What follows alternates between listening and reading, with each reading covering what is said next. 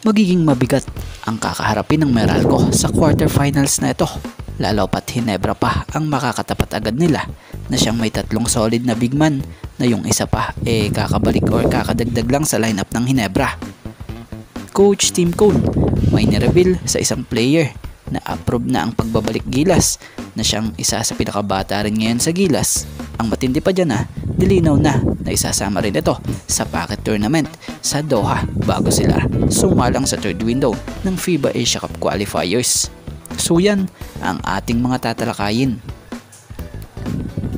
Magandang balita para sa Gilas Pilipinas, itong magiging pagbabalik lineup ni Kevin Kiambao para sa team. Matatanda ang kamakailan nga lang naging questionable ang nasabing manlalaro kung ito ba ay makakapaglaro ba sa Gilas or hindi. Matapos ang naging masamang debut game niya sa KBL na kung saan nagtamo agad siya doon ng ankle injury. Pero ngayon, ito't good news dahil nakakailang laro na nga muli siya para sa KBL.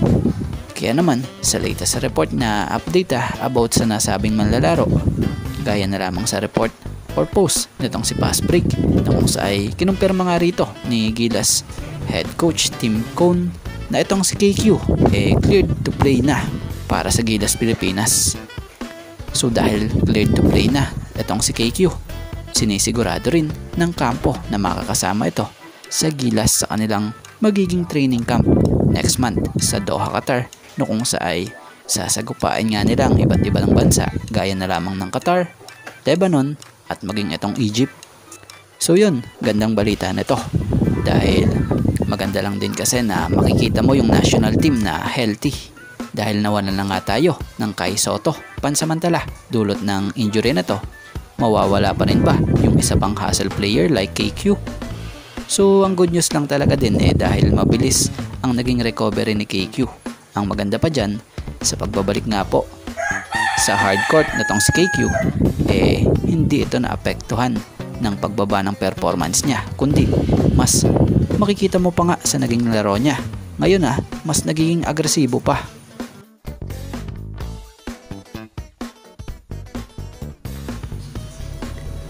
At dito tayo, ang Ginebra nga ngayon may tatlong solid big man sa team. Una ay itong kahit nagkakaedad na si Japet Aguilar talaga namang maaasahan pa din, mapa-opensa man or depensa. Ang maganda pa nga sa laro nitong si Japet consistent pa rin naman yung laro niya na siyang nag-average per game this ongoing PBA Commissioners Cup sa 49th season ng 11.70 points per game, 5.80 rebounds per game, and 1.10 assists per game. Isa pa, yung Troy Rosario na siyang unti-unti na ring nag-fit sa sistema nitong si Coach Tim. Sa papatagal pa nga po ng pananatili na to sa Ginebra, mas lalo nakikita pa yung kanyang improvement sa laro. Kung saan nakikita mo or makikita mo sa laro niya sa mga offensive rebound, kita na kung paano siya makipagkaldagan para sa pakikipag-agawan ng bola. Isa pa yung opensa niya as a big man, very effective. Kaya nabababad siya ng gusto talaga ngayon dito sa Ginebra. Yung isa ang pinakabagong activate sa lineup kamakailan lamang na si Jamie Malonzo. Isang solid na big wing ito na may pagka all around player din. Bagamat matagal-tagal ding nawala sa Ginebra pero nung nagbalik naman mas bumigat yung naging pwedeng maitulong niya sa team. Sa pagkabalik nga ng katawan niya ngayon so mas bumigat nga po ito sa ilalim para sa mga kalaban. Ang maganda pa dito, di nagbago yung pagiging athletic niya sa paglalaro. So pag etong tatlong ito maganda ang mga pinakita ngayong quarterfinals versus Meralco. Siguradong ang daming mahihirapan dito para sa mga susunod pang makakabangga ng Barangay Ginebra pag magagawa nilang mapalaglag ang Meralco. Dahil ang tatlong ito, kita naman sa laro nila na kayang-kaya talaga nila i-dominate ang ilalim.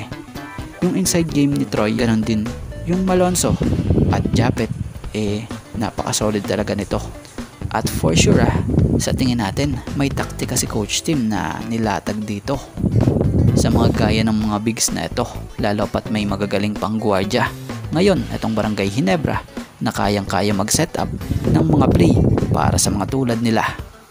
So yun, sa ngayon, ito nga lang po muna ang ating sports pasada, and thank you for watching guys. and God bless everyone.